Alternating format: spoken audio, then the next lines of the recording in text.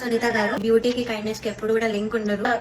It hurt me so bad. Hi friends, welcome to UVC bus. Singer Pravasthi ఈమె పాడుతా తీయగా season 6 లో participant అయితే ఆమెను షో నుంచి ఇంటెన్షనల్ గా ఎలిమినేట్ చేశారని, బాడీ షేమింగ్ చేశారని ఆ షో జడ్జెస్ మీద కొన్ని ఎలిగేషన్స్ పెట్టడం జరిగింది. ఇదే న్యూస్ ఇప్పుడు సోషల్ మీడియాలో హల్చల్ చేస్తుంది. అసలు ఈమెనే ఎందుకు టార్గెట్ చేశారు? సినీ ఫీల్డ్ లో కాస్టింగ్ కోచ్ ఉన్నట్లు మ్యూజిక్ షోస్ లో కూడా ఉంటాయా? అసలు బిహైండ్ ద స్క్రీన్ ఏం జరుగుతుంది? ప్రావస్తి చేసిన ఆరోపణలన్నీ ఈ వీడియోలో క్లియర్ గా తెలుసుకుందాం. పాడుతా తీయగా ఈ షో సామాన్య ప్రజలందరికీ ఎంతో సుపరిచితం. ఈ షోని మొదట 1999 ఆ సంవత్సరంలో రామోజీరావు గారి ప్రొడక్షన్ లో ఎస్పీబీ గారి ఆధ్వర్యంలో స్టార్ట్ చేశారు. ఈ షో ద్వారా ఎంతో మంది సింగర్స్ సినీ పరిశ్రమకి కూడా వెళ్లడం జరిగింది. అలా అప్పటి నుంచి ఇప్పటి వరకు ఆ షో కొనసాగుతూ వస్తుంది. అయితే 2021 సంవత్సరంలో ఎస్పీ బాలసుబ్రహ్మణ్యం గారు స్వర్గస్థులవడంతో ఆ షోని ప్రెజెంట్ వారి అబ్బాయి అయిన చరణ్ గారు హోస్ట్ చేస్తున్నారు.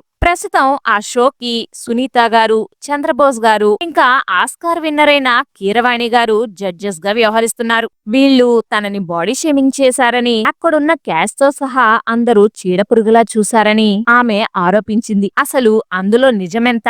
ఇప్పుడు తెలుసుకుందాం. అది తెలుసుకునే ముందు మా వీడియోకి ఓ లైక్ ఇవ్వండి ఫ్రెండ్స్. ఇచ్చారా? Thank you friends. ఎప్పుడులాగే ప్రావస్తి షోలో పార్టిసిపేట్ చేయడానికి సిద్ధమైంది. కొన్నిసార్లు పాటను వీళ్ళే సెలెక్ట్ చేసుకుంటారు, కానీ ఫైనల్ సెలెక్షన్ చేసేది మాత్రం డైరెక్టర్ చేతిలో ఉంటుంది. వారికి ఫేవర్ గా ఉన్న వాళ్ళు షోలో ఉంటే మాత్రం వారు కోరుకున్న సాంగ్స్ ఇచ్చేస్తారు. లేదంటే ఏ సాంగ్ ఇచ్చి పాడమంటే అదే పాడాలి. ఇప్పటి వరకు మనకు తెలిసిందేంటి? వాళ్ళ song number of times practice అయ్యి ఆ పాటనే స్టేజ్ మీద పెర్ఫార్మ్ చేస్తారని అనుకుంటాం. కానీ బ్యాక్ స్టేజ్ అలా జరగదు. ప్రావస్తి చేసిన మరో ఆరోపణ తనని బాడీ షేమింగ్ చేశారని. ఇక్కడ ఒక విషయం చెప్పుకోవాలి. ఏ ప్రోగ్రామ్ అయినా ఫుల్ఫిల్ అవ్వాలంటే ఒక్కరి వల్ల అవ్వదు. Production department, direction department, hosting, singers, judges ఇలా అందరి టీం వర్క్ తో సక్సెస్ అవుతుంది. అందులో భాగంగా ఆమెకు కాస్ట్యూమ్ డిజైన్ చేసేటప్పుడు షోకి అనుగుణంగా కొన్ని ఇన్స్ట్రక్షన్స్ ఇవ్వడం, డ్రెస్ ని ఎలా హ్యాండిల్ చేయాలో చెప్తుంటారు. ప్రావస్తి విషయంలో అదే జరిగింది. తనకి ఓ శారీ ఇవ్వడం జరిగింది. అది అంత బాగోకపోవడంతో ప్రావస్తి అడగగా ఇవ్వకపోగా పక్కకెళ్లి ఇలాంటి పర్సనాలిటీకి ఇది కాక ఇంకేమిస్తారు అనడం జరిగింది. దాంతో ప్రావస్తి వాళ్ళు తనని చీడపురుగులా చూస్తున్నారని ఆరోపించింది. ఇంకా ప్రొడక్షన్ హౌస్ విషయానికొస్తే రీసెంట్ గా పాడుతా తీయగా షోని జ్ఞాపిక ప్రొడక్షన్స్ రన్ చేస్తుందని, మొత్తం డెసిషన్స్ అన్ని వాళ్లే తీసుకుంటారని, ఎవరిని ఎలిమినేట్ చేయాలి, ఎవరిని షో చివరి వరకు ఉంచి లాస్ట్ లో ఎలిమినేట్ చేయాలి అండ్ ఇంకా ఎవరిని విన్నర్ గా అనౌన్స్ చేయాలి అనే విషయాలన్నీ వారు ముందే నిర్ణయించుకుంటారని ఆమె ఆరోపించింది. నన్నే కాదు, వారికి షోలో 2-3 నచ్చిన వారితో తప్ప జడ్జెస్ అందరితోనూ ఇలాగే ప్రవర్తిస్తారని కూడా ఆమె చెప్పింది. యాక్చువల్ గా తననే ఎందుకు టార్గెట్ చేశారు అని అనుకున్నాం కదా. ఆ విషయానికి వస్తే కీరవాణి గారు ఓసారి వెడ్డింగ్ పార్టీలో ఈమె షో చూడడం జరిగింది. అది ఆయన మనసులో పెట్టుకుని ఈ పాయింట్ మీదే ఆమెను సింగర్ గా చూడలేక చులకనగా చూశారని ప్రావస్తి అభిప్రాయం. కొంతమంది డబ్బుల కోసం చాలా హీనంగా వెడ్డింగ్ షోస్ చేస్తుంటారు. నా దృష్టిలో వాళ్ళు సింగర్సే కాదు, సరస్వతి దేవిని అమ్ముకుంటున్నారు అని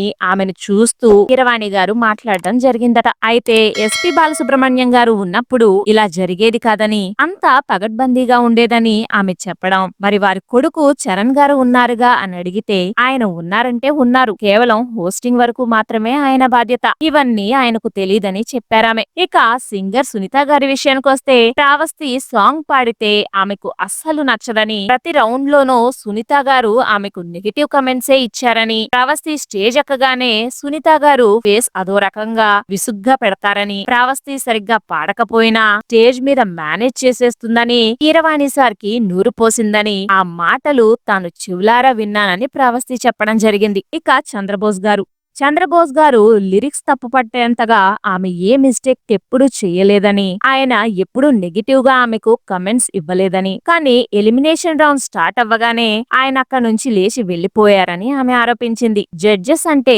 లాస్ట్ వరకు ఉండి జడ్జిమెంట్ ఇవ్వాలి. ఎలిమినేట్ అయిన వారికి కొంత ఓదార్పు, గెలిచిన వారికి మరింత ప్రోత్సాహం ఇవ్వాలి. అలాంటివేమీ అక్కడ లేవు. ఇక లెజెండరీ మ్యూజిషియన్ కీరవాణి గారు విన్నర్ ప్రైజెస్ లో భాగంగా 4th విన్నర్ కి తన దగ్గర కొంతమంది చాకరీ చేస్తుంటారు, వారి గ్రూప్ లో పెట్టుకుంటానని అన్నారట. అసలు ఓ సింగర్ ని చాకరీ చేయించుకునే వారితో పోల్చడం ఏంటి అని కూడా ఆమె ఆరోపించింది. పాట పాడేటప్పుడు నచ్చిన పార్టిసిపెంట్స్ ఉంటే పిచ్ హైలో లేదా లోలో ఉండే విషయంలో వారికి పక్క నుంచి గైడ్ లైన్స్ సైకిల్ ద్వారా ఇస్తారని, పక్కన బ్యాక్గ్రౌండ్ మ్యూజిక్ ఇచ్చే మ్యూజిషియన్స్ కి ఫేవరబుల్ గా లేని సింగర్స్ కి లో మ్యూజిక్ ఇవ్వమని చెప్తుంటారని ఆమె చెప్పడం జరిగింది. చిన్నప్పటి నుంచి బాలు గారు నన్ను బాగా సపోర్ట్ చేశారు, చిత్ర గారు కూడా నన్ను బాగా సపోర్ట్ చేశారు, జానకమ్మ గారు చాలా క్లోజ్ గా ఉండేవారు. జానకమ్మ గారితో ఉన్న ఫోటోస్ ని నా షో మధ్యలో ప్లే చేయండి, నేను ఆవిడికి థ్యాంక్స్ చెప్తాను అని ప్రావస్తి చెప్పినా కూడా అవి ప్లే చేయలేదని ఆమె చెప్పారు. మొత్తానికి ప్రావస్తి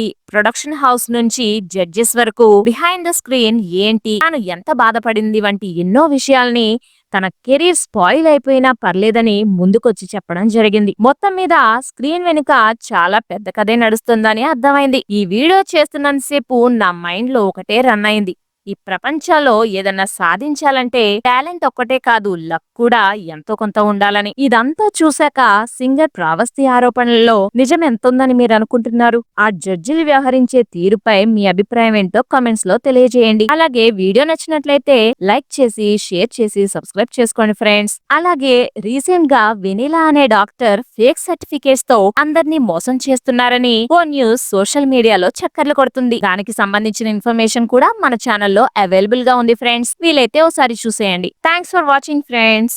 జై హింద్.